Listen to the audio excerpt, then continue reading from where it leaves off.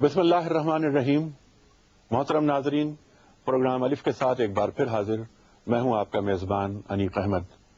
ख़वातीन व हज़रात, जैसा कि आप जानते हैं कि प्रोग्राम अलिफ में हम अपने अहद के जिंदा सियासी, समाजी और मजहबी मसाइल पर गुफ्तगू करते हैं। उन मसाइल पर कि जिन पर बात करते हुए हम आमतौर पर हिचकिचाते हैं, घबराते हैं या उन मसाइल पर बात करते हुए आंखें चुराते हैं। हम हमेशा एक बात अर्ज करते हैं कि निगाहें चुराने से, बात न करने से, हिचकिचाने से तो मसाइल के हल तक हम नहीं पहुंच पाएंगे। गुफ्तगू की, मुकालमे की जरूरत है। अलिफ मुकालमे को आवाज देता है, मुकालमे के दर खोलता है। यही इस प्रोग्राम का खासा है। ख़वातीन व हज़रात, आज हम बात करेंगे इस्लाम का कानून तलाक। इस मौजू पे गुफ्तगू के लिए हमने अपने अहद के मुमताज उलमा, दानिश्वरों और इस मौजू से मुताल्लिक अफराद को जियो टेलीविजन आने की जहमत दी है। इससे पहले कि हम प्रोग्राम का आगाज करें, मैं अपने मेहमानों का मुख्तसर तारुफ आपके सामने पेश करना चाहूंगा। ख़वातीन व हज़रात, मेरे दाएं हाथ पर तशरीफ फरमा है मोहतरम जावेद अहमद गामदी साहब।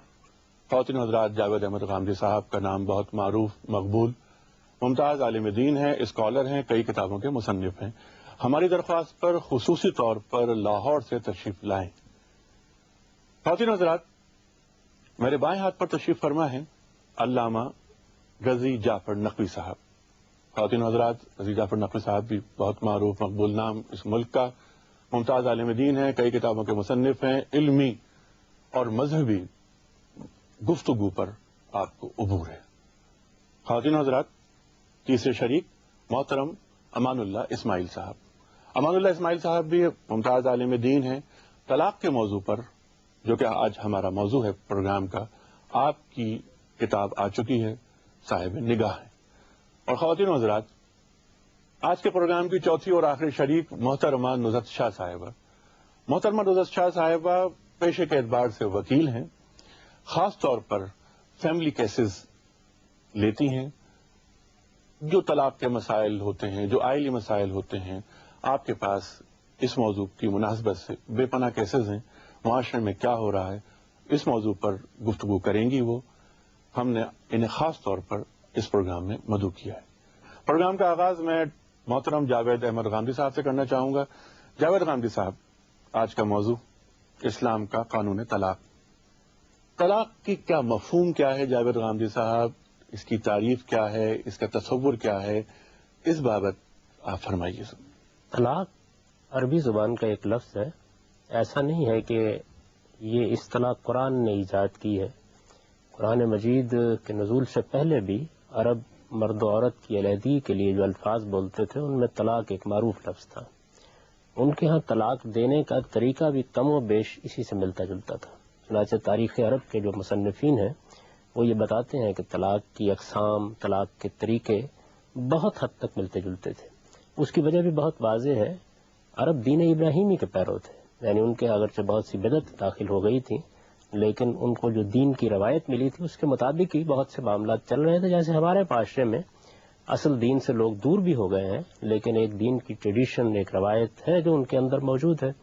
तो तलाक एक इस्तिलाह के तौर पर मियाँ बीवी की अलहदगी के लिए ताबीर है। ये ताबीर अरब पहले बोलते थे, कुरान मजीद ने इसको बैने ही इख्तियार कर लिया है। और जो तरीके भी उस वक्त तलाक के राइज थे उनको सामने रख कर ये बताया है कि तलाक देने का सही तरीका क्या है। अल्लाह ताला के नज़दीक इसमें कोई शक नहीं है कि ये सबसे नापसंदीदा बात है। घर बना है तो उसको कायम रहना चाहिए, उसके उजड़ने के कोई असबाब पैदा हो रहे हैं तो उन्हें दूर करना चाहिए। ऐसी सूरत अगर पैदा हो जाती है तो ख़ानदान को, माशरे को बेताल्लुक़ होकर नहीं बैठ जाना चाहिए। एक घर का बनना भी बहुत बड़ी बात है और उसका उजड़ना भी कोई मामूली वाक़या नहीं है। ये वाक़या अगर होने के करीब हो रहा है तो फिर इधर से भी लोग बैठें, उधर से भी लोग बैठें और बैठकर सुलह सफाई की कोशिश करें।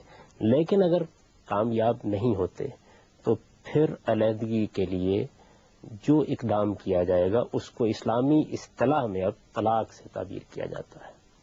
ये तो तलाक की तारीफ है। ठीक की तारीफ। गामदी साहब, आपने फरमाई भी ये बात कि इस्लाम से पहले भी तलाक का लफ्ज था, ये राइज था। तो इस्लाम में जो तलाक का तसव्वुर है और एक तसव्वुर जो क़ब्ल इस्लाम था, उसमें कोई फर्क? इस्लाम ने उस तसव्वुर में इस्लाहात की हैं। अच्छा, यानी कमो बेश यही था। ऐसे ही लोग तलाक देते थे, اسی طرح ایک رشتہ نکاح میں لوگوں کو 3 تک طلاق دینے کا حق حاصل تھا. طلاق دینے کے بعد عدت کے قوانین بھی ملتے جلتے ہی تھے، لیکن ان میں بہت سی چیزوں کو لوگوں نے غلط تعبیرات کر کے اپنے لیے مشکل بنا لیا ہوا تھا، اور بعض چیزوں میں ایسی آسانیاں پیدا کر لی ہوئی تھیں جو اللہ تعالیٰ کو مقصود نہیں ہے. قرآن مجید نے اس کی اصلاح کی، اور اصلاح کر کے ایک واضح قانون مسلمانوں کو دے دیا جو ہر لحاظ سے ان تمام ضروریات کا احاطہ کرتا ہے جو اس طرح کے موقع کے اوپر ایک فرد کو پیش آ سکتی ہیں، وہ مرد ہو یا عورت. ٹھیک. علامہ رضی جعفر صاحب، طلاق کی کہ جو اللہ تعالیٰ کے نزدیک سخت ناپسندیدہ عمل ہے، تو اس کی کچھ شرائط ہوں گی، اس کی کچھ ریکوائرمنٹس ہوں گی بنیادی، وہ کیا ہوں گی اور وہ کیا ہوتی ہیں، اور اس کے بغیر طلاق مکمل نہیں ہوتی. آپ فرمائیے اس بابت کچھ. جی ہاں، جتنی چیزیں شریعت نے حلال قرار دی ہیں، مباح قرار دی ہیں، ان میں سب سے ناپسندیدہ طلاق ہے. اسی لیے شریعت نے ایسی کڑی شرائط معین کی ہیں کہ حتی الامکان طلاق واقع نہ ہو، اور اس کے بعد بھی یہ گنجائش رکھی ہے کہ اگر یہ طلاق ہو بھی گئی تو دوبارہ وہ گھر آباد ہو جائے. صحیح. چنانچہ ہماری فقہ کے مطابق اگر کوئی انسان غصے میں طلاق دیتا ہے تو یہ طلاق واقع نہیں ہوگی. دوسری بات، اگر صیغے جو عربی کے ہیں ان کے بغیر جاری ہوتی ہے تب بھی طلاق واقع نہیں ہوگی. تیسری بات، اگر 2 عادل آدمی موجود نہ ہوں جو اس کو سن رہے ہوں تب بھی طلاق واقع نہ ہوگی. ٹھیک. تو یہ گویا 5 شرائط ہیں طلاق کی ہمارے یہاں. جی ہاں، اس میں ایک شرط یہ بھی ہے کہ خاتون ان دنوں پاک و پاکیزہ ہونی چاہیے. یعنی خاتون حائضہ نہ ہو. حائضہ نہ ہو. اچھا، جمع کے تعلق سے کوئی بات تو نہیں ہے؟ جی، اور یہ حائضہ نہ ہونے کا جو نظام رکھا گیا ہے وہ اسی لیے کہ اگر طلاق واقع ہوتی ہے تو بعد میں اولاد کے مسئلے میں کوئی دشواری نہ پیش آئے. ٹھیک. یعنی اس طلاق دینے کے عرصے میں یا ان دنوں جمع سے بھی پرہیز کرنے کو کہا گیا ہے؟ یہ لازمی نہیں ہے، البتہ یہ لازمی ہے کہ عورت جو ہے پاکیزگی کے ایام میں ہو. اچھا، یہ 5 شرائط ہیں فقہ جعفریہ کے مطابق. طلاق کی تعریف جاوید غامدی صاحب نے بتائی، یہ موضوعات اور یہ تفاصیر آئیں. فقہ حنفی کے مطابق کیا کوئی آپ اختلاف پاتے ہیں اس میں، یا یہ تمام 5 شرائط سے آپ اتفاق کرتے ہیں؟ سر میں اس کو کچھ دوسرے پہلو سے لوں گا. جی فرمائیے. کہ جیسے جاوید غامدی صاحب نے اس کی تاریخ بیان کی طلاق کی کہ بھئی اسلام سے پہلے بھی یہ تھا جی، اور ان کے سامنے دین ابراہیم ہی تھا. اس صورت میں وہاں پر یہ حالت تھی کہ کبھی 100 طلاق انہیں 100 طلاقیں دے دی، کبھی 100 دے دی، کبھی 1000 دے دی، کبھی 500 دے دی. جی. اور جیسے قرآن بار بار کہتا ہے کہ تم طلاق کے ذریعے اور عدت میں طویل طوالت کی وجہ سے ان کو مت ستاؤ. جی ہاں. تو اسلام نے یہ کیا کہ ان کو 2 ایسے پروگرام دیے ان کی اصلاح کے لیے. دراصل طلاق کو میں یہ سمجھتا ہوں کہ طلاق بھی ان کی اصلاح اور ان کے حالات کو درست کرنے کا ایک خوف ان کو دلایا گیا ہے. اس لیے سب سے پہلے قرآن نے یہ کہا کہ واللتی تخافون نشوزہا، اگر کسی عورت سے تمہیں نشوز کا ڈر ہے، مطلب یہ کہ بد زبانی کا ایسا کچھ ڈر ہے، تو تم انفرادی حیثیت میں اس کی اصلاح کرو. یہاں پر سب سے زیادہ جو غلط فہمی ہوتی ہے اور سمجھی جاتی ہے وہ یہ ہے کہ اس پروسیجر سے گزرنا جو ہے نا کہیں انہوں نے فرض سمجھ لیا ہے. تو پہلے فائزوہن کہ اس کو نصیحت کرو، اور پھر واہجروہن فی المضاجع کہ بھئی ان کو ان کے بستر جو ہے وہ اسی روم میں الگ کر دو. یا پھر بعد میں آتا ہے کہ وضربوہن.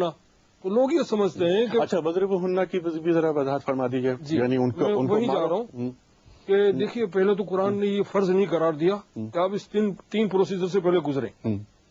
چلیے یہاں تک تو معاملہ صحیح ہے کہ آپ اس کو سمجھائیں. جی. فائزوہن. ٹھیک. یہ اس سے آگے بھی تھوڑے بڑھ جاتے ہیں. ٹھیک. کہ واہجروہن فی المضاجع کہ چلیے ان کا آپ بستر الگ کر دیں. اب میں یہ سمجھتا ہوں کہ جب میں نے ویسے ہی آپ سے ذکر کر رہا ہوں کہ کافی میرے سامنے کیسز آتے ہیں، تو میں ان سے یہ کہتا ہوں کہ بھئی فائزوہن کے بعد آپ حکم کے پاس کیوں نہیں چلے جاتے؟ جیسا کہ قرآن کہہ رہا ہے. قرآن کہہ رہا ہے تو آپ پہلے اس پروسیجر سے کیوں گزرتے ہیں؟ مثال کے طور پر اگر کسی کے سامنے کوئی کیس آئے اور وہ یہ کہے کہ میں اپنی بیوی کو سمجھاتا ہوں اور وہ نہیں سمجھتی ہے، تو میں اس سے یہ تھوڑی کہوں گا کہ بھئی آپ اس کا بستر کریں پھر مارنے کے بعد میرے پاس آئیں، ہے نا. یہ بہت غلط فہمی لوگوں میں ہے. دوسری بات انہوں نے فرمائی جو شرائط طلاق کی شرائط طلاق کے بارے میں حنفی فقہ کے لحاظ سے جو کچھ میری معلومات ہے وہ یہ کہ ہمارے یہاں یہ ہمارے یہاں حدیث ہے کہ 3 ایسی چیزیں ہیں جس کے اندر نہ غصہ ہو یا ہنسی مذاق ہو مگر وہ نافذ ہو جاتی ہیں. ایک نکاح، ایک طلاق اور ایک عتاق، یعنی غلام کو آزاد کرنا. اس کے اندر کوئی قسم کی یعنی شریعت یہ کہتی ہے، قرآن یہ کہتا ہے کہ بلا تتخذوا آیات اللہ ہزوا، کہ اللہ کی آیات کو مذاق مت بناؤ. ٹھیک. تو یہ کوئی مذاق کی چیز نہیں ہے. جیسے ہم لوگوں کو جس طرح گائیڈ کرتے ہیں، ایجوکیٹ کرتے ہیں، اسی طرح لوگ آگے جا کے اللہ کی آیات کو مذاق نہ بناؤ، تو اس زمرے میں آپ اس عمل کو لا رہے ہیں. جی، کہ بھئی جب چاہا تو غصے میں طلاق دے دی، مذاق میں طلاق دے دی. اچھا، تو یہ چیز اللہ تعالیٰ اس کو پسند نہیں کرتا. کھٹول نہ بنائے. ہاں، کہ بھئی یہ چیزیں ایسی ہیں کہ اس کے اندر محتاط رہنا. ٹھیک ہے. تو غصے میں طلاق ہو جاتی ہے، ہو جاتی جیسا کہ فقہ جعفریہ میں نہیں ہوتی. جی. اچھا، ایک تو ڈس ایگریمنٹ یہ ہوا. اس کے بعد اور اس کے بعد یہ کہ حیض کی حالت میں طلاق نہیں دی جا سکتی. اگر حالت حیض میں عورت ہے ٹھیک تو اس کو طلاق دینا منع ہے، ٹھیک. بلکہ حرام لکھا ہے اس کے لیے. ٹھیک ہے. تو جب حیض سے وہ پاک ہو جائے، وہ طہر میں آ جائے، جس میں مرد نے اس کے ساتھ خلوت نہ کی ہو، تو اس وقت وہ اس کو طلاق دے، ٹھیک. تاکہ اس کی عدت طویل نہ ہو. اگر کوئی شخص اپنی بیوی کو حالت طہر میں طلاق دیتا ہے اور 3 حیض اس کے گزر جاتے ہیں، جسے ثلاثۃ قروء کے یعنی عدت ختم ہو جاتی ہے، عدت ختم ہو جاتی تو ہے، رجوع نہیں کر سکتا. تو رجوع نہیں کر سکتا، مگر ان دونوں کی نکاح دوبارہ ہو سکتی ہے. ٹھیک ہے. اس میں سب سے بڑا فائدہ یہ ہے. ٹھیک ہے. اور اچھا، صحابہ کا طریقہ بھی یہی تھا. اچھا، یعنی عدت گزرنے کے بعد اگر وہ رجوع چاہیں کر کے نکاح کر سکتے ہیں. عدت کے بعد عدت اگر گزر گئی تو پھر ان کا دونوں کا آپس میں نکاح ہو سکتا ہے. عدت گزرنے کے بعد نکاح ہوگا اور نئے سرے سے ہوگا. جی. نیا مہر وغیرہ، پھر نکاح کے تمام جو ضروریات جی، ہیں جی. ان کو پورا کیا جائے گا. کہیں میں نے پڑھا ہے کہ حالت نیند میں طلاق نہیں دی جا سکتی، مذاق میں نہیں دی جا سکتی، جیسا آپ نے فرمایا. اس کے علاوہ یہ بات مذاق میں ہو جائے گی، نہیں دینی نہیں چاہیے، مگر ہو جائے گی، نافذ ہو جائے گی. ہاں نہیں دینی چاہیے، کرتے ہوئے بھی شوہر نے کہہ دیا کہ طلاق دین مذاق کا نام مذاق نہیں کا ہے، نام نہیں لیکن وہ ہو جائے گی. ہاں نہیں دینی چاہیے. نصرت شاہ صاحبہ، آپ یہ فرمائیے کہ سب سے زیادہ کیسز آپ کے پاس کون سے آتے ہیں؟ آپ کیا سمجھتی ہیں کہ ہمارا معاشرہ جو باتیں عذر قرآن عذر شریعت بیان فرمائی ہمارے علماء نے، کیا ان کیسز میں ان قرآنی احکامات کو پیش نظر رکھا جا رہا ہے یا نہیں رکھا جا رہا ہے؟ میں تو سب سے پہلے یہ کہوں گی، ابھی بات ہوئی تھی کہ پہلے اگر کوئی ڈسپیوٹ ہوتا ہے تو پہلے اپنی بیوی کو سمجھاؤ.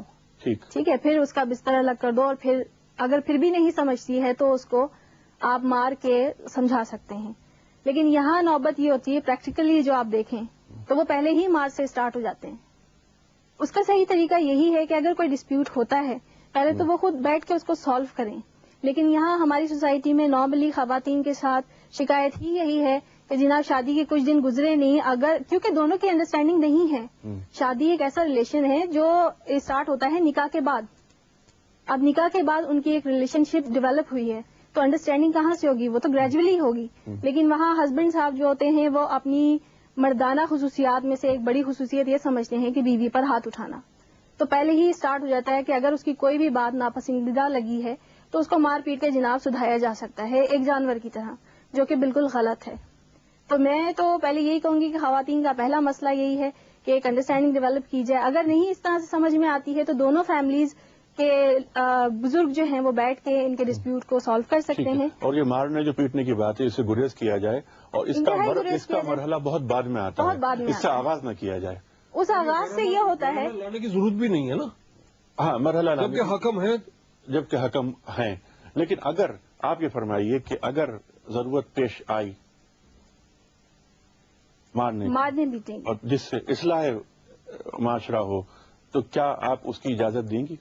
میں تو بحیثیت انسان کے تو کبھی بھی یہ نہیں چاہوں گی کہ مار پیٹ کے اس طرح سے ڈسپیوٹ بڑھ جاتے ہیں. ٹھیک، اس کی اجازت قرآن کریم دے رہا ہے. اس کی اجازت قرآن کریم دے رہا ہے، لیکن اس نے ایک لمیٹیشنز رکھی ہیں کہ کہاں سے آپ کو اسٹارٹ کرنا ہے. کیا آپ اس کو فالو کر رہے ہیں؟ نہیں، میں اسی کی بات کر رہا ہوں. تو تیسرا مرحلہ ہے یہ کہ تیسرے فیز میں کیا اس سے بہتر؟ ہاں ٹھیک ہے، اس کا چونکہ اسلام اجازت دے رہا ہے تو اس کا مطلب ہے کہ یہ کوئی اس کے پیچھے ریزن ہے.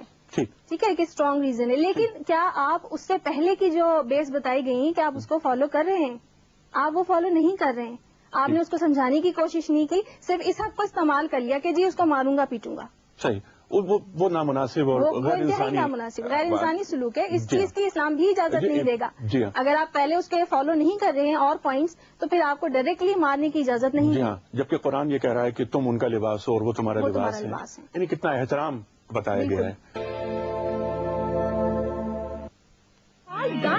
ایک بہت بڑا مسئلہ ہمارے معاشرے کا طلاق کی تعداد. کیا 3 طلاقیں ایک ساتھ ہو جاتی ہیں یا نہیں ہوتی؟ چاروں ائمہ کا اس پہ اتفاق ہے کہ 3 طلاقیں ایک ساتھ دی جائیں تو ہو جاتی ہیں. ازرو قرآن، ازرو شریعت، آپ کیا فرماتے ہیں؟ قرآن کیا کہتا ہے؟ دیکھیے انیس صاحب، قرآن مجید نے طلاق دینے کا ایک طریقہ بیان کیا ہے اور یہ بتایا ہے کہ جب ایسی نوبت پہنچ جائے تو تم کس طریقے سے طلاق دو گے. یہ بالکل ٹھیک ہے کہ طلاق سری الفاظ میں ہونی چاہیے. یہ بالکل صحیح ہے کہ اس کے لیے آپ حکم بنائیں گے، وہ کچھ دیر تک سمجھانے کی کوشش کریں گے، ناکامی کے بعد دینی چاہیے. یہ قرآن میں بیان ہوا ہے کہ طلاق عدت کے لحاظ سے دی جائے گی. یعنی آپ طہر میں طلاق دیں گے. عدت کے لحاظ کا مطلب یہی ہے کہ آپ طہر میں طلاق دیں گے، مجامعت کے بغیر طلاق دیں گے. مجامعت کے بغیر طلاق؟ مجامعت کے بغیر طلاق. جعفر صاحب، مجامعت کے بغیر طلاق دیں گے آپ؟ یعنی عدت کا لحاظ کرنے کا جو حکم دیا گیا ہے اصل میں یہ اس کے مضمرات ہیں. یہ اس کا لازمی تقاضا ہے. عدت کا لحاظ کرنے کا مطلب یہ ہے کہ بچے کے معاملے میں یا عورت کی جو حمل کی کیفیت ہے اس میں کوئی شبہ پیدا نہ ہو جائے. چنانچہ یہ ضروری ہے کہ طہر میں طلاق دی جائے، ضروری ہے کہ مجامعت کے بغیر طلاق دی جائے، یہ ضروری ہے کہ اس سے پہلے سمجھانے بجھانے کی کوششیں کر لی گئی ہوں، یہ ضروری ہے کہ اس موقع پر گواہ بنائے جائیں.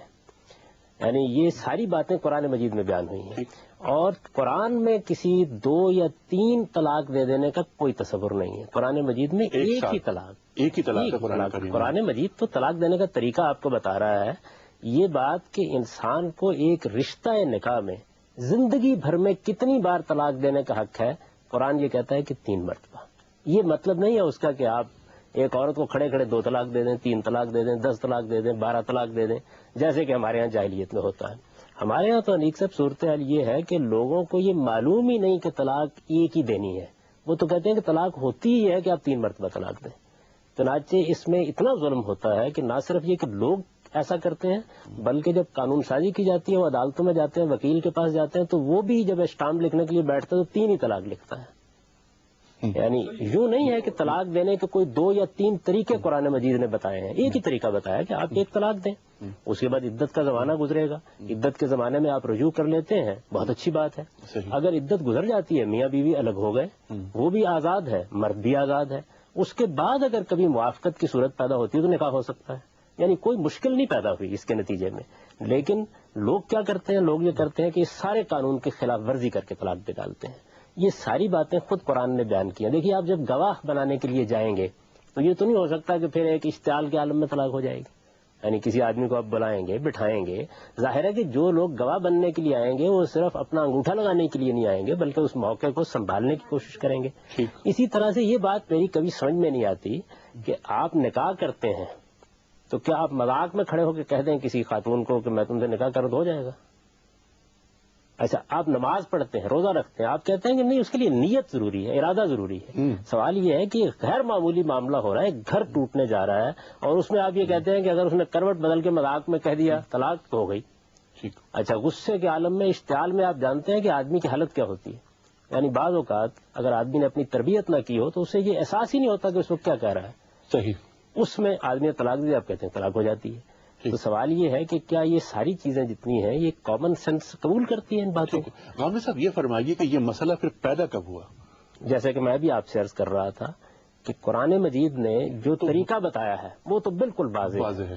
اب سوال یہ پیدا ہوتا ہے، سوال یہ پیدا ہوا، ہماری فقہ میں یہ سوال پیدا ہوا کہ اگر کسی موقع پر آدمی اس قانون کی خلاف ورزی کر ڈالے تو کیا کیا جائے؟ صحیح. یعنی یہ زیر بحث سوال یہ نہیں ہے کہ طلاق دینے کے 1 یا 2 یا 3 طریقے ہیں، یا طلاق کا ایک طریقہ احسن ہے اور ایک طریقہ جیسے کہ لوگ بیان کرتے ہیں عام طور پر فقہاء حسن ہے اور ایک بدعت کی طلاق ہے. طلاق دینے کا اللہ تعالیٰ کا بتایا ہوا ایک ہی طریقہ ہے اور اس طریقے میں ادنا درجے کا کوئی نقص نہیں ہے، اس سے کوئی خرابی پیدا نہیں ہوتی. ارادہ کر کے عزم کے ساتھ مجامت کے بغیر طہر میں 2 گواہ بنا کے حکم جب اپنا کردار ادا کر چکے ہوں اس کے بعد آپ طلاق دیں. 1 طلاق دیں، یہی آپ کو دینی ہے، یہ اللہ کا حکم ہے. اس کی خلاف ورزی ہو جائے تو اس سے نمٹا کیسے جائے؟ تو خلاف ورزی سے نمٹنے کے معاملے میں اصل میں ہماری فقہ ایجاد ہوئی۔ غامدی صاحب مجھے ذرا آئی ایم سوری انٹرپٹ کر رہا ہوں، اس سے نمٹا کیسے جائے اس پہ ہم آئیں گے۔ میرا سوال آپ سے بڑا مؤدبانہ یہ ہے کہ یہ مسئلہ پیدا کب ہوا، کیسے، یہ جبکہ ایک چیز طے ہے، الطلاق مرتان والی جو آیت ہے اس میں وہی بات کہ طلاق ایک وقت میں ایک ہی دی جا سکتی ہے، تو جب ایک چیز واضح ہے تو پھر یہ یعنی ڈسپیوٹ آیا کیسے؟ یہ اس بابت کچھ فرمائیے۔ میں وہی عرض کر رہا تھا آپ سے کہ جب مختلف لوگوں نے اس قانون کی خلاف ورزی کی، دیکھیے نا، آپ پاکستان میں ایک قانون بنا کے نافذ کر دیتے ہیں، کوئی اس کی خلاف ورزی کرتا ہے تو ہمارے فقہا نے یہ قانون سازی کی ہے۔ یعنی ایسا نہیں ہے کہ کوئی اللہ تعالیٰ نے یہ بتایا ہے کہ 3 طلاقیں ایک وقت میں دے دی جائیں تو ہو جاتی ہیں، تو گویا آپ یہ کہنا چاہ رہے ہیں کہ ہمارے فقہا نے جی بالکل خلاف قرآن قرآن مجید کے بتائے ہوئے طریقے کو اگر کوئی آدمی توڑ دیتا ہے، دیکھیے نا، آپ نے یہ طریقہ اختیار کیا کہ ہر آدمی اپنا لائسنس جیب میں ڈالے گا اور گاڑی چلائے گا، قانون تو یہی بتائے گا نا، ایک شخص اس کی خلاف ورزی کر دیتا ہے، تو اب آپ یہ دیکھتے ہیں کہ اس خلاف ورزی سے کیسے نمٹا جائے۔ اصل میں فقہ اسی چیز کا نام ہے، وہ غلط بھی ہوتی ہے صحیح بھی ہوتی ہے، نام ہی اس چیز کا ہے کہ ایک قانون جو شریعت میں بتایا گیا تھا اس کو ایک شخص نے توڑ دیا، وہ لائسنس گھر میں بھول کر چلا گیا، گاڑی چلا رہا ہے، اب وہاں کھڑے ہو کے یہ کہتا ہے جی میں گھر میں چھوڑ آیا ہوں، تو کانسٹیبل فیصلہ کرے گا، یعنی اب وہ قانون کی خلاف ورزی سے نمٹ رہا ہے۔ وہ عین ممکن ہے یہ کہے کہ جی آپ لے آئیے گھر سے، عین ممکن ہے یہ کہے کہ میں آپ کی یہ بات ہی سننے کے لیے تیار نہیں ہوں، میں تو چالان کروں گا، عین ممکن ہے یہ کہے کہ جی میں آپ کا بیان قبول کر رہا ہوں اور میں آپ کو کوئی جرمانہ نہیں کر رہا۔ تو ہمارے فقہا نے قانون کی خلاف ورزی سے نمٹنے کو موضوع بنایا ہے، اور 3 طلاق کے ایک وقت میں واقع ہونے کا جو مسئلہ ہے یہ سیدنا عمر کے ایک فیصلے سے پیدا ہوا ہے در حقیقت، یعنی اس کا ماخذ جو ہے وہ یہ ہے۔ رسول اللہ صلی اللہ علیہ وسلم کے زمانے میں تو روایتوں کے اندر آپ کو بڑی صراحت سے یہ بات ملے گی کہ آپ نے آدمی کا بیان لیا۔ رقانہ بن عبد یزید کا مشہور واقعہ ہے کہ وہ طلاق دے کے آئے، رسول اللہ صلی اللہ علیہ وسلم نے ان سے پوچھا کیا ارادہ تھا، ان کا میں نے 3 طلاق دی ہے، اب ہمارا ارادہ کیا تھا؟ انہوں نے کہا خدا گواہ ہے میرا ارادہ تو کچھ بھی نہیں تھا، یعنی میں نہیں چاہتا تھا کہ اس طریقے سے طلاق دوں، ایک اشتعال کے عالم میں یہ بات نکل گئی، چنانچہ آپ نے ان کے بیان کو تسلیم کر لیا۔ تو اس کا مطلب یہ ہے کہ ایک ہی طلاق مانی، چنانچہ ایسا نہیں ہے کہ یہ رسول اللہ صلی اللہ علیہ وسلم نے طے کر دیا تھا کہ جب کوئی آدمی 3 طلاق دے گا تو ایک ہی مان لو گے، یا یہ طے کر دیا تھا کہ کوئی آدمی قانون کی خلاف ورزی کر کے آئے گا تو حضور کے سامنے حضرت عبداللہ بن عمر نے قانون کی خلاف ورزی کی، سیدنا عمر رضی اللہ عنہ کے بیٹے ہیں، بہت مشہور واقعہ ہے کہ انہوں نے قانون کی خلاف ورزی کر کے یعنی طہر کا انتظار کیے بغیر عورت کو ایام میں طلاق دے دی۔ حضرت عمر نے یہ معاملہ رسول اللہ صلی اللہ علیہ وسلم کے سامنے پیش کیا، آپ نے فرمایا کہ لوٹاؤ طلاق، یعنی نافذ نہیں کیا، انتظار کرو کہ عورت پاک ہو جائے اس کے بعد طلاق دو گے۔ تو اس کے معنی یہ ہے کہ ایسی کوئی چیز نہ قرآن میں ہے نہ حدیث میں ہے، ہمارے فقہا نے یہ قانون سازی کی اور اس میں حضرت عمر کے فیصلے کو بنیاد بنایا گیا ہے۔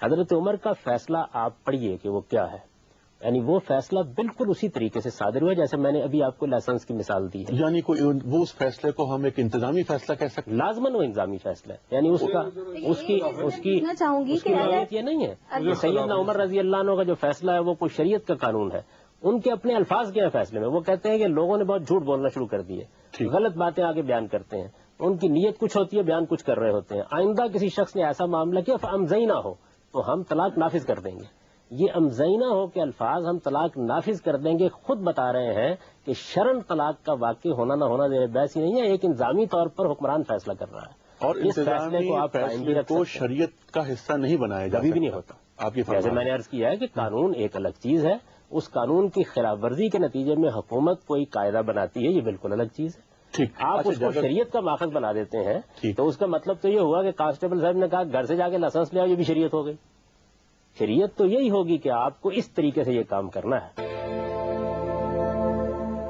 میرے کانوں میں امان اللہ صاحب کی کہ مجھے اختلاف ہے آپ کی بات سے، امان صاحب فرمائیے کیا؟ دراصل اس کے جو قامدی صاحب نے اس سلسلے میں جو فرمایا کہ حضرت عمر رضی اللہ تعالیٰ عنہ کے فیصلے کو ایک انتظامی فیصلہ تھا، جی یہ بات نہیں تھی۔ اس کے بھی دلائل ہیں، احادیث بھی موجود ہیں، ہمارے ائمہ کے اقوال موجود ہیں، اور سب سے بڑی بات تو یہ کہ جب حضرت عمر رضی اللہ تعالیٰ عنہ سے پہلے جیسا انہوں نے حضرت رکانہ کی بات فرمائی کہ انہوں نے ایک عرب میں ایک اصطلاح تھی البتہ کی، تو اس کے لیے 3 طلاق سمجھی جاتی تھی کہ کوئی اگر البتہ کا لفظ کہہ دے تو وہ 3 کا قائم مقام تھا، مگر اس لفظ کے بولنے پر اس سے پوچھا جاتا تھا کہ بھئی آپ کی نیت کیا تھی؟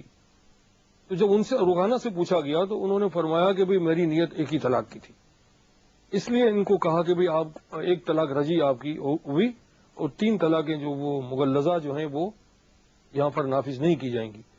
دوسری بات یہ کہ جب حضرت عمر رضی اللہ تعالیٰ عنہ نے یہ فیصلہ کیا تو آپ نے یہ فرمایا کہ جسے انہوں نے امزینہ کا لفظ استعمال فرمایا کہ رسول صلی اللہ علیہ وسلم کے زمانے میں بھی اور آپ صلی اللہ علیہ وسلم نے بھی ایسا واقعات ہیں، جیسے حضرت ابن عمر کا واقعہ انہوں نے بیان کیا کہ ان سے شکایت کی گئی آپ صلی اللہ علیہ وسلم سے، تو آپ صلی اللہ علیہ وسلم نے ان کی ایک طلاق تو نافذ کر دی۔ انہوں نے کہا کہ آپ رجوع کریں، اگر وہ طلاق نہ ہوتی تو رجوع کیوں کرتے؟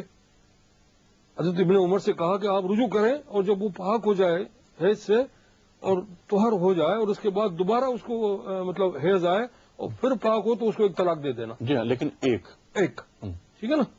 تو اس کی انہوں نے ایک ہی دی تھی، اور یہاں تک کہ انہوں نے آپ صلی اللہ علیہ وسلم سے پوچھا کہ یا رسول صلی اللہ علیہ وسلم اگر میں 3 دے دیتا تو آپ نے فرمایا کہ اگر تم 3 دے دیتے تو یہ نافذ ہو جاتی مگر معصیت ہوتی۔ ٹھیک ہے، یعنی 3 طلاق دینے کے حضور صلی اللہ علیہ وآلہ وسلم آپ اختلاف کیا، آپ نے منع فرمایا آپ نے جی حضور نے نا جی۔ تو آپ کو جاوید گاندھی صاحب کی بات سے جو اختلاف ہے وہ بنیادی اختلاف کیا ہے؟ کیا حضرت عمر نے جو فرمان جاری کیا کہ نہیں یہ 3 طلاقیں ہو جاتی ہیں تو آپ حضرت عمر کے اس انتظامی قانون کو فقہ کا حصہ بنانا کے حق میں ہیں؟ جی، میں اس لیے حق میں ہوں کہ حضرت عمر رضی اللہ تعالیٰ عنہ نے یہ فرمایا کہ بھئی جیسے انہوں نے امزینہ کا ایک لفظ ہے کہ بھئی لوگ اب آگے نکل گئے تو ہم بھی ان کے آگے نکل جاتے ہیں۔ تو کہنا کا مقصد یہ ہے کہ جب وہ حضرت آپ صلی اللہ علیہ وسلم کے زمانے میں لوگ قسمیں کھاتے تھے کہ بھئی میں نے 3 طلاقیں جو دیں اس میں میری ایک کی نیت تھی اور 3 کی نیت نہیں تھی، تو جب آپ حضرت عمر رضی اللہ عنہ کا زمانہ آیا تو یہ عام طور پر جیسے طلاق دیتے تھے لوگ تو کہتے تھے میں قسم کھاتا ہوں کہ ایک ہے۔ ٹھیک، امان صاحب کیا ایسا محسوس نہیں ہوتا کہ قرآن کریم میں جب ایک واضح بات آ گئی، واضح حکم آ گیا، طلاق و مرتان کہہ دیا گیا، تو وہاں پر 3 طلاقیں تو ایک ساتھ اس کو تو ایک ممانعت فرما دی گئی نا، جیسا جاوید صاحب فرماتے ہیں۔ یہ طریقہ بتایا کہ یہ ممانعت نہیں ہے، یعنی دیکھیے اگر تمہیں اپنی زندگی کو طلاق کی یعنی ایک وقت میں 1 طلاق دو، ہاں ان ازدواجی زندگی کو اگر تمہیں ختم کرنا ہی ہے، جس میں جاوید صاحب یہ فرماتے ہیں کہ فقہا نے اس میں تبدیلیاں وہ آئیں، لیکن ہمارا جو ماخذ ہے وہ تو قرآن کریم ہے نا۔ وہ صحیح ہے، مطلب ignorance of the law is not an excuse. اگر کسی کو پتہ نہیں ہے کسی چیز کا یا کوئی غلطی کرتا ہے، خود انہوں نے فرمایا کہ جب راستے میں وہ ٹریفک پولیس اس کو پکڑتا ہے اور اگر اس کے بعد لائسنس نہیں ہوتا اس کے اوپر کیس ہو جائے گا۔ تو یہ غلطی کرتا ہے تو اس کو وہی لا بتایا جائے نا، اس کی کوئی نئی انٹرپریٹیشن نہ کی جائے، جبکہ قرآن میں وہ بہت کلیئر موجود ہے۔ سورہ طلاق، جی جی جی، آپ اختلاف بالکل کیوں نہیں کر سکتے؟ طلاق میں یہ بہت کلیئر موجود ہے۔ جی، لیکن اب دیکھیے شریعت کا آپ طریقہ دیکھیے، مثال کے طور پر شریعت یہ کہتی ہے کہ اذا ضربتم فی الارض، اگر تم سفر کرتے ہو تو تم پر کوئی گناہ نہیں ہے کہ تم قصر کرو۔ اس نے سفر کو اس کا مظنہ یعنی وہ بنا دیا کہ اگر کوئی شخص سفر کرے تو وہ قصر کرے، چاہے وہ پلین میں جا رہا ہے، 5 اسٹار ہوٹل میں رک رہا ہے، قطع نظر اس کے کہ کوئی اس کو مشقت آ رہی ہے یا نہیں آ رہی، اس سے کوئی بحث نہیں ہے۔ تو شریعت کے جتنے بھی قوانین ہیں وہ اس طرح ہیں۔ ٹھیک ہے، پہلے کہ میں آپ پہ آؤں، میں صرف ایک بات آپ سے میں چاہ رہا تھا وضاحت سے آپ یہ فرما دیجئے کہ ایک وقت میں کیا 3 طلاقیں ہو جاتی ہیں؟ ہو جاتی ہیں، آپ فرماتے ہیں ہو جاتی ہیں، آپ کہتے ہیں کہ نہیں۔ جاوید صاحب اختلاف آپ کر رہے تھے، کیا؟ میں یہ عرض کر رہا تھا کہ دیکھیے رکانہ بن عبد یزید کے واقعے میں ایک روایت میں البتہ کے الفاظ ہیں اور دوسری سری روایت ہے جس میں انہوں نے یہ کہا کہ میں نے تو 3 طلاق دی تھی بیک وقت۔ اس وجہ سے یہ بات بھی نہیں ہے کہ کوئی البتہ ہی کی تشریح کا معاملہ تھا، دوسری موجود ہے۔ سیدنا عبداللہ بن عمر کی طلاق کے معاملے میں یہ بات خود سیدنا عبداللہ بن عمر کا اپنا استنباط ہے کہ میری 1 طلاق ہو گئی تھی، رسول اللہ کے کسی فیصلے یا ارشاد میں یہ بات نہیں ہے کہ 1 طلاق ہو گئی تھی، یعنی اس کی یہ واضح توجیہ کی جا سکتی ہے کہ یہ ان کا اپنا استدلال ہے، ایسا نہیں۔ پھر یہ کہ حضرت عمر کہتے ہیں ہم زینا ہو، ہم اسے نافذ کر دیں گے، سوال یہ ہو جاتی ہے تو پھر وہ کون ہوتے ہیں نافذ کرنے والے؟ یعنی نافذ کرنے کا کام تو تب کیا جائے گا جبکہ حکمران کا اختیار ہوگا کہ وہ اس کو نافذ کرے یا نہ کرے۔ ہم یہ کہتے ہیں کہ دیکھیے قرآن کے بتائے ہوئے طریقے کے خلاف جب کوئی کام کیا جائے گا، مثلا حکم بنائے بغیر، مثلا گواہ بنائے بغیر، جیسے کہ مولانا نے فرمایا، مثال کے طور پر آدمی نے طہر میں طلاق نہیں دی، ایام حیض میں دے دی ہے، یہ تمام معاملات جتنے ان میں قانون کی خلاف ورزی ہو گئی ہے، ناجائز کام ہوا ہے، اس سے عدالت کو نمٹنے کا حق ہے اور عدالت مختلف طریقوں سے اس سے نمٹ سکتی ہے. وہ ایک فیصلہ ایک معاملے میں کر سکتی ہے, دوسرا فیصلہ دوسرے معاملے میں کر سکتی ہے. خلاصہ یہ ہے کہ جب قرآن کے بتائے ہوئے طریقے پر طلاق دی جائے تو ہو جاتی ہے, اور جب خلاف ورزی کی جائے تو ہوتی نہیں, واقع کی جا سکتی ہے. ٹھیک, یعنی فرق یہ ہوگا. 3 طلاقیں ایک ساتھ نہیں ہو سکتی. جی, امان اللہ صاحب نے وضاحت سے صراحت سے یہ کہا کہ نہیں ہو جاتی ہیں. یہ قرآن کریم کیا کہتا ہے ہم سے؟ اصل میں دین کا سرچشمہ اصل میں قرآن کریم ہے اور حضور اکرم صلی اللہ علیہ وسلم کا ارشاد کرام. ہمارے یہاں یہ بات بالکل کنفرم ہے کہ حلال محمد حلال الی یوم القیامہ و حرام محمد حرام الی یوم القیامہ. پیغمبر نے جس چیز کو مباح قرار دیا وہ اب قیامت تک مباح رہے گی, اور پیغمبر نے جس چیز کو منع کر دیا وہ اب قیامت تک منع رہے گی. قرآن کے نقطۂ نگاہ سے سورہ مبارکہ طلاق میں پہلی ہی آیت میں خالق دو جہان پیغمبر سے کہا کہ ایھا النبی اذا طلقتم النساء فطلقوهن لعدت. پیغمبر جب آپ طلاق دیں تو ان کو عدت کے لیے دیں. اس کی تشریح میں یہ بات بالکل واضح ہے, اور حتیٰ کہ برادران اہل سنت کی متعدد کتابوں میں یہ روایتیں موجود ہیں کہ 3 طلاق کو پیغمبر نے منع کیا. مثال کے طور پر نسائی کی ایک روایت ہے کہ جب حضور اکرم کی خدمت میں کسی نے آ کر اطلاع دی کہ فلاں شخص نے اپنی بیوی کو 3 طلاق دی ہے, تو حضرت ناراض ہوئے اور کھڑے ہوئے اور فرمایا ایلعب بکتاب اللہ وانا بین اظہرکم, کیا میری موجودگی میں اللہ کی کتاب کے ساتھ کھیل کیا جائے گا؟ اس کا مطلب کیا تھا کہ جب قرآن کا واضح حکم موجود ہے اور اس کے باوجود کوئی شخص 3 طلاق ایک وقت میں دے رہا ہے تو پیغمبر کے ان الفاظ کے مطابق وہ دین سے کھیل رہا ہے. اور اسی لیے ہمارے یہاں فقہ جعفری میں یہ بات بالکل واضح ہے کہ طلاق ایک ہی ہوگی چاہے لفظ کتنی مرتبہ استعمال کیا جائے. اور اس کی ایک ریزن بالکل واضح سی یہ ہے کہ طلاق کے معنی ہے جدائی یا آزادی. جب حضور اکرم صلی اللہ علیہ وسلم نے مکہ فتح کیا اور وہ لوگ جو دشمنی بہت پیش تھے پیغمبر کی خدمت میں پیش کیے گئے, اور حضرت نے پوچھا کہ تم لوگوں کا کیا خیال ہے, ہم تمہارے ساتھ کیا سلوک کریں گے؟ تو انہوں نے کہا کہ انت الکریم ابن الکریم, آپ کریم خود بھی ہیں اور کریم کے بیٹے بھی ہیں, ہمیں امید ہے کہ آپ ہمارے ساتھ لطف و کرم کا سلوک کریں گے. تو پیغمبر نے اس موقع پہ جو جملہ ارشاد فرمایا اذهبوا انتم الطلقاء, جاؤ تم لوگ طلقاء ہو یعنی آزاد ہو. یہ لفظ طلاق اسی سے ریلیٹڈ ہے, تو لام قاف آزادی اور جدائی کے معنی میں. ہمارے یہاں یہ بات بالکل واضح ہے کہ طلاق کے لیے ان شرائط کے ساتھ جو میں نے ابتدا میں عرض کی, جب 5 شرائط کے ساتھ صیغے جاری کیے جائیں تو اب میاں بیوی میں جدائی ہوئی. ٹھیک, اچھا, جب جدائی ہو گئی تو اب یہ میاں بیوی نہیں رہے. جب میاں بیوی نہیں رہے تو ہم اس لفظ کو دوبارہ اگر زبان کو جاری کرتے ہیں تو کیا چیز تھی جو ہم جدا کر رہے ہیں؟ یہ تو پہلے ہی جدا ہو چکے ہیں. تو اس لیے ہمارے فقہ جعفری میں بات بالکل طے شدہ ہے کہ طلاق چاہے کتنی ہی دفعہ لفظ استعمال کیا جائے ایک وقت میں ایک ہی حساب کی جائے گی. آپ یہ فرمائیں نظر شاہ صاحبہ کہ آپ کے پاس 3 طلاق 1 طلاق اس طرح کے کیسز بھی آتے ہیں؟ ہاں جی بالکل, میں آپ کو بلکہ یہی کہنا چاہ رہی تھی کہ خواتین یہ جو بھی بات ہوئی ہے, جو 5 شرائط رکھی گئی ہیں کہ غصے کی حالت میں نہیں, مذاق کی حالت میں نہیں ہوگی, چاہے وہ دے 3 طلاق دے دے یا 1 دے دے. میرا کہنا یہ کہ جو خواتین میرے پاس آتی ہیں وہ اسی چیز کو لے کے انتہائی ٹینشن میں رہتی ہیں کہ ان کے ہسبینڈ آل دا ٹائم مذاق ہو یا غصہ ہو اس میں طلاق اناؤنس کر دیتے ہیں, اور اس کے بعد کہہ دیتے ہیں کہ جی نہیں ہم نے طلاق نہیں دی, وہ تو غصے میں کہہ دیا. اب اس عورت کو کتنی تذلیل محسوس ہوتی ہے کہ جب مرد کا دل چاہا اس نے طلاق دے دی, اور جب دل چاہا اس نے کہہ دیا نہیں میں نے طلاق نہیں دی, وہ میں نے غصے کی حالت میں کہا تھا تو میں طلاق نہیں ہوئی. تو کیا اس سے اس عورت کی عزت نفس مجروح نہیں ہوتی؟ اور کیا ہمارا اسلام جو ہے وہ اس چیز کو جائز قرار دیتا ہے کہ اگر غصے کی حالت میں آپ نے کچھ کہہ دیا تو اس کے کوئی معنی نہیں؟ ٹھیک, اس کی کوئی یعنی آپ نے غصے کو بھی تو حرام قرار دیا گیا ہے. آپ نے اپنے غصے پہ کنٹرول نہیں رکھا تو اس کا نقصان آپ کو ملنا چاہیے نا. اگر آپ نے غصے کی حالت میں طلاق اناؤنس کر دی ہے تو وہ طلاق ہونی چاہیے, اس لیے کہ پھر وہ آپ کا غصہ آپ نے کنٹرول میں نہیں رکھا, آپ نے ایک نقصان اٹھا لیا, آپ نے طلاق دے دی. اس کی سزا خاتون کو ملنی نہیں, یہ دونوں کی سزا ہوتی ہے. طلاق کسی ایک کی سزا نہیں ہے, طلاق دونوں کی سزا ہے. اس عورت کی تذلیل کی جاتی ہے. آپ ہمارے معاشرے میں آپ یہ سمجھتی ہیں کہ طلاق اگر یہ چیز کہہ دی جائے گی، اگر یہ چیز کہہ دی جائے گی، محسوس نہیں کرتی کہ عورت زیادہ مظلوم ثابت ہوتی ہے؟ عورت تو مظلوم ہے، لیکن میں یہ کہہ رہی ہوں کہ طلاق اور نکاح ان دونوں کا تعلق ایک خاندان سے ہوتا ہے، محض دو افراد سے نہیں ہوتا ہے۔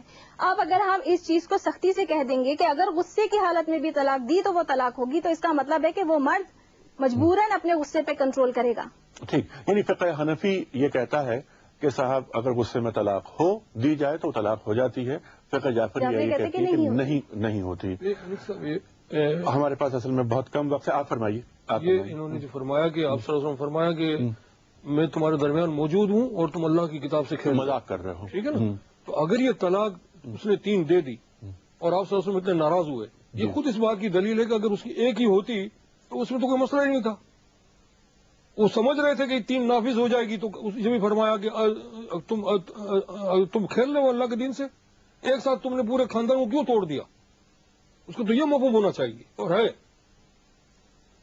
کا یہ مطلب کیوں نہ لیا جائے؟ حضور نے یہ کہا کہ اللہ کا جو بتایا ہوا قانون ہے، جب اس کی خلاف ورزی کر کے تم زبان سے کوئی لفظ نکالتے ہو تو یہ کتاب الہی کے ساتھ کھیلنا ہے، یعنی اس کو قانونی نتائج تک کیوں پہنچنے اس کو اس زاویہ نگاہ سے بھی دیکھا جا سکتا ہے؟ نہیں، دیکھیے نا، میں کہتا ہوں ایک تو حضرت عمر رضی اللہ تعالیٰ نے یہ فیصلہ کیا اور سارے صحابہ موجود ہیں تو ایک طرح کا اجماع ہو گیا۔ میں ایک سوال آپ سے پوچھوں گی کہ اگر غصے، اس کا مطلب ہے کہ آپ کہہ رہے ہیں کہ وہ پھر غصہ کرے اور پھر وہ الفاظ ادا کرے، وہ تو پھر بار بار کھیل رہا ہے۔ میری گزارش یہ ہے وہ تو پھر ایک کب تک اس کو پکڑ سکتے ہیں کہ آپ تو مذاق کر رہے تھے، کل کھیل رہے تھے، آج غصے میں تھے، نافذ کر دیا جائے تو بات ختم ہو جائے۔ سزا دیں، لیکن ایک خاتون جس کے 4-5 بچے ہیں، جس کو ہمارے معاشرے میں کوئی دوسرا اٹھانے کے لیے تیار نہیں ہے، یعنی آپ تو خواتین کے معاملات دیکھتی ہیں۔ نہیں، میں خواتین کے، میں یہی کہنا چاہ رہی ہوں کہ اس سے خاتون کی تذلیل ہوتی، اس کو اس چیز سے روکا جائے، اس تذلیل پہ سزا دینی چاہیے نا اسے، سزا دینی چاہیے۔ کیا سیدنا عمر رضی اللہ عنہ پیمانہ ہے جس سے اس کو سزا دی جا سکتی ہے؟